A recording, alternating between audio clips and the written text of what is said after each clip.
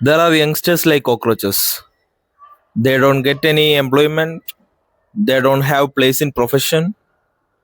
Some of them become media, and they start attacking everyone.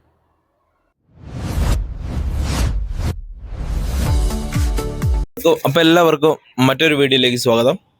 അപ്പോൾ ഇന്നത്തെ നമ്മുടെ ചർച്ചാ വിഷയം അതെ കൂറ പാർട്ടി അഥവാ തൊഴിലില്ലാത്ത ആളുകളായിട്ടുള്ള അൺഎംപ്ലോയിഡ് ആയിട്ടുള്ള യങ്സ്റ്റേഴ്സിനെ കഴിഞ്ഞ ദിവസം ചീഫ് ജസ്റ്റിസ് വിളിച്ച പേരാണ് കൂറകൾ അഥവാ കോക്രോച്ചസ്. അപ്പോൾ ആ കോക്രോച്ച് പാർട്ടി ഉണ്ടാവാനുള്ള റീസണും അതേപോലെ തന്നെ എന്തുകൊണ്ട് പുള്ളി അങ്ങനെ വിളിച്ചു എന്നും കൂട്ടിയിട്ടുള്ള കാര്യം നമുക്ക് നോക്കാം. ഞാനൊക്കെ കൂറയാണോ? അല്ല, ഞാനല്ല. നമ്മളെല്ലാവരും കൂറകളാണോ? അതാണ് എൻ്റെ ചോദ്യം. അതെന്തെങ്കിലും ആവട്ടെ. അപ്പോൾ കഴിഞ്ഞ 3 ദിവസമായിട്ട് ഓൺലൈനിൽ, അതായത് എല്ലാ പ്ലാറ്റ്ഫോമുകളിലും തിളങ്ങി നിൽക്കുന്ന ഒരു കാര്യമാണ് കോക്രോച്ച് പാർട്ടി അഥവാ പുതിയ കൂറ പാർട്ടി. അപ്പം ഇതെങ്ങനെ ഉണ്ടായി? കഴിഞ്ഞ ദിവസം നമ്മുടെ ചീഫ് ജസ്റ്റിസ് ചോദിച്ച ചോദ്യമാണ്. ചോദിച്ച ചോദ്യമല്ല, അയാൾ പറഞ്ഞ കാര്യമാണ്. There are youngsters like cockroaches. They don't get any employment. They don't have place in profession. Some of them are media and they start attacking everyone. So എന്തുകൊണ്ടായിരിക്കും പുള്ളി അത് പറഞ്ഞത്? പുള്ളി എന്തുകൊണ്ടോ അത് പറയട്ടെ. നമുക്കെന്തായാലും അതിൻ്റെ കാര്യങ്ങളിലേക്ക് കടക്കാം. ഇന്ത്യ മഹാരാജ്യത്ത് എത്രത്തോളം ആളുകൾ ജീവിക്കുന്നുണ്ട്, ആളുകൾ എന്ന് പറഞ്ഞു കഴിഞ്ഞാൽ യങ്സ്റ്റേഴ്സ് ആയിട്ടുള്ള എത്രത്തോളം ആളുകൾ ജീവിക്കുന്നുണ്ട്. അപ്പോൾ അത്രയും തൊഴിലവസരം നമ്മുടെ നാട്ടിലുണ്ടോ? അത്രയും തൊഴിലവസരം നമ്മുടെ നാട്ടിലില്ല. പിന്നെ നമ്മളൊന്നും സാഹചര്യം കൊണ്ട് തൊഴിലില്ലാണ്ടായി മാറിയ ആളുകളല്ല, ഗതികേട് കൊണ്ട് തൊഴിലില്ലാണ്ടായി മാറിയ ആളുകളാണ്. കാരണം കിട്ടുന്നില്ലല്ലോ. അതെന്തെങ്കിലും ആട്ടെ, നമ്മൾ വിഷയത്തും തന്നെ മാറുന്നു. നമുക്ക് അതിനെ എന്തായാലും കോക്രോച്ച് ജനതാ പാർട്ടിയിൽ എങ്ങനെ ജോയിൻ ചെയ്യാം, അതിൻ്റെ ഭാഗം എങ്ങനെ ആവാം, എന്താണ് കോക്രോച്ച് ജനതാ പാർട്ടി എന്നുള്ളത് നമുക്ക് നോക്കാം. അഭിജിത് ദീപ്കെ എന്ന് പറഞ്ഞ ആളാണ് കോക്രോച്ച് ജനതാ പാർട്ടി രൂപീകരിച്ചിട്ടുള്ളത്. അതൊരു പൊളിറ്റിക്കൽ പാർട്ടി ആയിട്ട് ഇതുവരെ രജിസ്റ്റർഡ് അല്ല, അതുകൊണ്ട് അതൊരു ഓൺലൈൻ പാർട്ടിയായിട്ട് നമുക്ക് വേണേൽ കണക്കാക്കാം. അതായത് ഒരു കൂട്ടായ്മ, പുതിയ ആളുകളുടെ ഒരു കൂട്ടായ്മ. അപ്പോൾ ഇപ്പോൾ ഞാൻ ഈ വീഡിയോ ചെയ്യുന്ന സമയത്ത് 5 മില്യൺ സബ്സ്ക്രൈബേഴ്സാണ്, അല്ല 5 മില്യൺ ഫോളോവേഴ്സാണ് ഇൻസ്റ്റാഗ്രാമിൽ അഭിജിത് ദീപ്കെ ഈ പാർട്ടിയോട് ഉണ്ടാക്കിയിട്ടുള്ളത്. പുതിയ പാർട്ടിയിൽ രജിസ്റ്റർ ചെയ്യുന്ന ആളുകൾ വേറെ. അപ്പോൾ രജിസ്റ്റർ ചെയ്യാൻ താല്പര്യമുള്ളവർക്ക് ഞാൻ ആ ലിങ്ക് അവസാനം കൊടുക്കുന്നുണ്ട് കേട്ടോ. ഞാൻ ആ മൂവ്മെൻറ്റിൻ്റെ ഭാഗമായി, നിങ്ങൾക്ക് വേണമെങ്കിൽ മൂവ്മെൻറ്റിൻ്റെ ഭാഗമാവാം. അപ്പോൾ അടുത്ത കാര്യം, അതായത് കഴിഞ്ഞ ദിവസം ചീഫ് ജസ്റ്റിസ് ഓഫ് ഇന്ത്യ അഥവാ CJI സൂര്യകാന്ത് സർ, പുള്ളി കഴിഞ്ഞ ദിവസം ഒരു പ്രസ്ഥാനം, youngsters like cockroaches.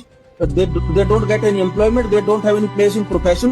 Some of them become media. Some of them become social media. Some of them become RTI activists. Some of them become another activists, and they start attacking everyone. പക്ഷെ പിന്നീട് പുള്ളി അത് തിരുത്തി. പക്ഷെ അത് തിരുത്തിയപ്പോഴത്തേക്കും ഈ വിഷയം രാജ്യമൊട്ടുക്കെ ചർച്ചയായി. അതായത് യൂത്തിൻ്റെ ഇടയിൽ, അതായത് തൊഴിലില്ലാത്ത യൂത്തിൻ്റെ ഇടയിൽ, അല്ലെ മടിയന്മാരായിട്ടുള്ള യൂത്തിൻ്റെ ഇടയിൽ, 24 മണിക്കൂർ മൊബൈൽ ഉപയോഗിക്കുന്ന യൂത്തിൻ്റെ ഇടയിൽ ഇതൊരു വിഷയം ചർച്ചയായി. അപ്പോൾ ഈ ചർച്ചയായ വിഷയം എന്താണെന്ന് വെച്ച് കഴിഞ്ഞാൽ, നമ്മൾ കൂറകളാണോ അഥവാ നമ്മൾ കോക്രോച്ചസ് ആണോ?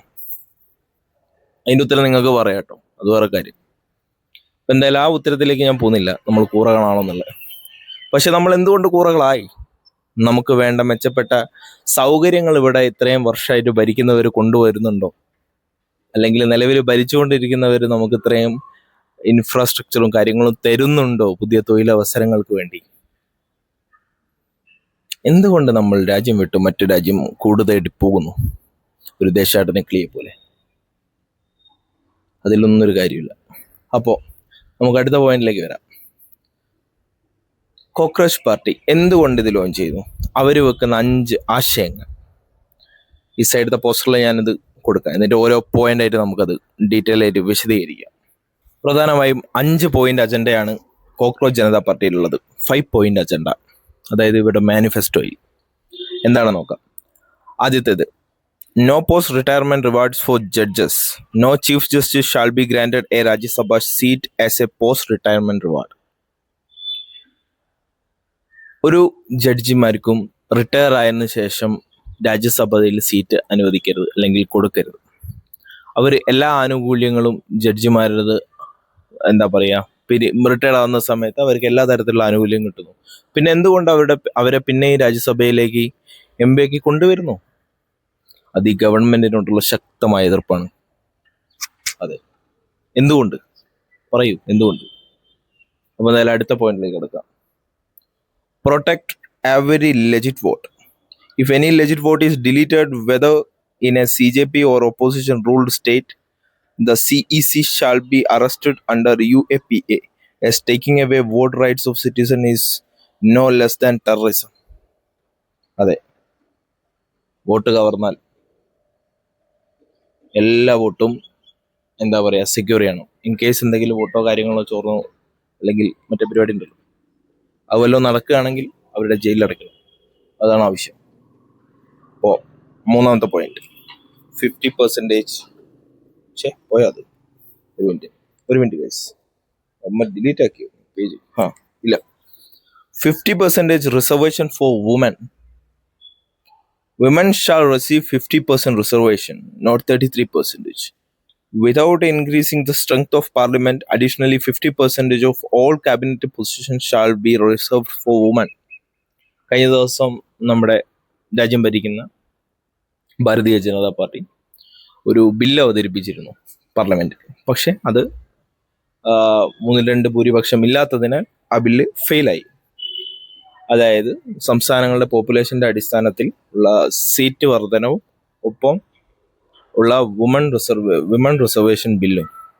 പക്ഷെ ആ സീറ്റ് വർധനവില്ലാണ്ട് വുമൺ റിസർവേഷൻ ബിൽ പാസ്സാക്കണമെന്നാണ് ഇവിടെ പറയുന്നത്. കൂറകൾ. നാലാമത്തെ കാര്യം, independent media, not Godi media. All media houses owned by Ambani and Adani shall have their license cancelled to make way for truly independent media. Bank accounts of Godi media anchors shall be investigated.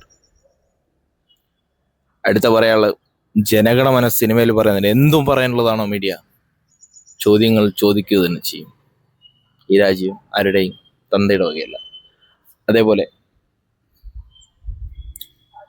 Private കമ്പനികളും, അതായത് ഇവിടെ ഉദ്ദേശിച്ചിട്ടുള്ള അംബാനി അദാനി പോലത്തെ വലിയ വലിയ business ടൈക്കൂണുകൾ ഭരിക്കുന്ന ഒരു സാധനമാക്കി മാറ്റരുത് media. In case അങ്ങനെ നടന്നു കഴിഞ്ഞാൽ അതിന് സ്ട്രിക്റ്റ് ആയിട്ടുള്ള ഇൻവെസ്റ്റിഗേഷൻ ഉണ്ടാവണം. അവരുടെ മീഡിയ ലൈസൻസ് റദ്ദ് ചെയ്യണം. സ്വന്തമായിട്ടുള്ള ഇൻഡിപെൻഡന്റ് മീഡിയ ആയി മാറണം. അഥവാ അത്തരം മീഡിയകൾ വളർന്നു വരണം. അതാണ് അടുത്ത ആശയം. ഇനി അഞ്ചാമത്തെ പ്രധാന ആശയം, 20-year ban on political defection. Any MLA or MP who defects from one party to another shall be barred from contesting elections and from holding any public office for a period of 20 years. അതായത് കഴിഞ്ഞ കുറച്ച് നാളുകളായി നമ്മുടെ ഇൻസ്റ്റാഗ്രാമിലും ഫേസ്ബുക്കിലും ഓൺലൈനിലും പേപ്പറുകളിലും പത്രങ്ങളിലൊക്കെ നിറഞ്ഞു നിന്ന വാക്കാണ് അല്ലെങ്കിൽ പേരാണ് രാഘവ് ചദ്ദ. പുള്ളി ആം ആദ്മി പാർട്ടിയുടെ രാജ്യസഭ MP ആയിരുന്നു, അവരുടെ ലീഡറായിരുന്നു. പക്ഷേ എന്തോ സാഹചര്യത്താൽ പുള്ളി കൂറുമാറി. ഒരു പക്ഷെ അതായിരിക്കണം ഇവിടെ ഉദ്ദേശിച്ചിട്ടുള്ളത്. ഏതെങ്കിലും MP-മാരോ കാര്യങ്ങളോ ഇതേപോലെ കൂറുമാറി കഴിഞ്ഞാൽ 20 വർഷത്തേക്ക് അവർക്ക് മത്സരിക്കാനുള്ളതോ അല്ലെങ്കിൽ പുതിയതായിട്ട് MP ആയിട്ട് വരാൻ പാടില്ലാത്തതുമായ എന്തെങ്കിലും കാര്യങ്ങൾ നടപ്പാക്കണം. ഇതാണ് പുതിയ ആവശ്യം. അപ്പോൾ നമ്മുടെ കോക്രോച്ച് പാർട്ടി, നമ്മുടെ അഭിജിത് ദീപ്കെ ചേട്ടനാണ് ഈ കോക്രോച്ച് പാർട്ടി ഉണ്ടാക്കിയത്. അപ്പോൾ ഈ മൂവ്മെന്റിന്റെ ഭാഗമാവാൻ താല്പര്യമുള്ള ആളുകൾക്ക് ഇതിൽ രജിസ്റ്റർ ചെയ്യാട്ടോ. പിന്നെ ഭാവിയിൽ ഇത് പൊളിറ്റിക്കൽ പാർട്ടി ആവുമെന്ന് അറിയില്ല. എന്തായാലും പുള്ളി ചുമ്മാ ഒരു മീമിന് വേണ്ടി തുടങ്ങിയതാ, പക്ഷെ രാജ്യമൊട്ടൊക്കെ വൈറലായി. എന്തായാലും രസമുണ്ട്. ഇടയ്ക്കിടയ്ക്ക് അത് റീഫ്രഷ് ചെയ്യുമ്പോഴേ 5 മില്യൺ 6 മില്യൺ 7 മില്യൺ എന്ന് പറഞ്ഞ് മേലോട്ട് പോകുന്നുണ്ട്. അപ്പൊ എന്താ സംഭവം എന്നുള്ളത് നമുക്ക് ഇനി കണ്ടറിയാം. ഞാൻ എൻ്റെ കൂറേനെ ഇവിടെ പിടിച്ചു വെച്ചിരുന്നു, കൂറേനെ ഡെമോ കാണിക്കാൻ വേണ്ടി. പക്ഷെ കാറ്റടിച്ചപ്പോൾ കൂറ പാറിപ്പോയി ഗൈസ്. പക്ഷെ അത് സാരമില്ല, അത് പോട്ടെ. അപ്പോൾ എനിക്ക് അവസാനമായിട്ട് പറയാനുള്ളത്, തൊഴിലില്ലാത്ത എൻ്റെ സഹോദരങ്ങളോടും എൻ്റെ സുഹൃത്തുക്കളോടും. പണി കിട്ടും, എപ്പോഴെങ്കിലും കിട്ടും, പേടിക്കേണ്ട ആവശ്യമൊന്നുമില്ല. നമ്മൾ കൂടകളൊന്നുമല്ല, നമ്മൾ സ്റ്റാൻഡേർഡുള്ള ആളുകളാണ്. പണിക്ക് പോകുന്നില്ല, എന്താ 3 നേരം ഭക്ഷണം കഴിക്കുന്നില്ല, അത്രേ ഉള്ളൂ. സിമ്പിളായി ചിന്തിക്കും. അപ്പം അത്രേ ഉള്ളൂ ഇന്നത്തെ വീഡിയോ. പിന്നെ വേറെന്തോ ഒരു കാര്യം ഞാൻ പറയാൻ മറന്നു എന്നൊരു ഡൗട്ട്. എന്താ പറയാൻ മറന്നു? സിസ്റ്റത്തിനോട്. സിസ്റ്റം അവിടെ ഉണ്ട്, പക്ഷെ സിസ്റ്റത്തിൽ മാറേണ്ട ചില കാര്യങ്ങളുണ്ട്. വരും കാലങ്ങളിൽ അത് മാറുമായിരിക്കും. എന്തായാലും ഒരു 30 വർഷം കഴിഞ്ഞ് കഴിഞ്ഞാൽ നിലവിലുള്ള ആളുകളൊന്നും വോട്ട് ചെയ്യാൻ കാണത്തില്ലല്ലോ. നമ്മൾ കുറച്ച് പേരിലേ കാണും. എല്ലാവരും അല്ല, ഞാൻ ഉദ്ദേശിച്ചത് ഒരു 90 വയസ്സിന് മേലുള്ള ആളുകളെ. അപ്പോൾ പുതിയ വോട്ട് ബാങ്കുകൾ വരും, പുതിയ വോട്ടർമാർ വരും, എല്ലാ വർഷവും അത് റിവൈസ് ആവും.